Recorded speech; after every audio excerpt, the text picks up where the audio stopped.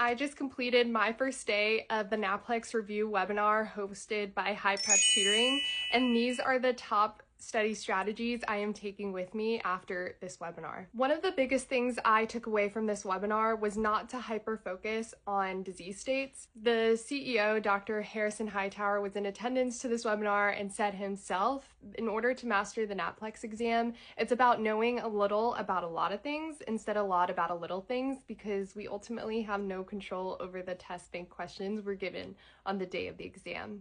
They gave a good example of reviewing about 2 to 3 chapters each day, and within those chapters, focusing on the key study tips, monitoring parameters, clinical pearls, and key counseling points that go with the major treatments included in that disease state. I also learned how important it is to have a daily study structure and how there's certain topics that will benefit from having multiple contact points with that information as a daily review.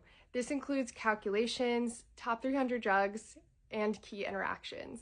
And finally, pacing on the exam matters just as much. They broke it down for us that we have to answer about 1 question every 1.5 minutes, but aiming for about 40 questions over 1 hour and 105 questions over 3 hours is a reasonable goal to be in good standing and also have a safety net of extra time for those higher level questions that may require extra time compared to like your brand generic questions on the exam.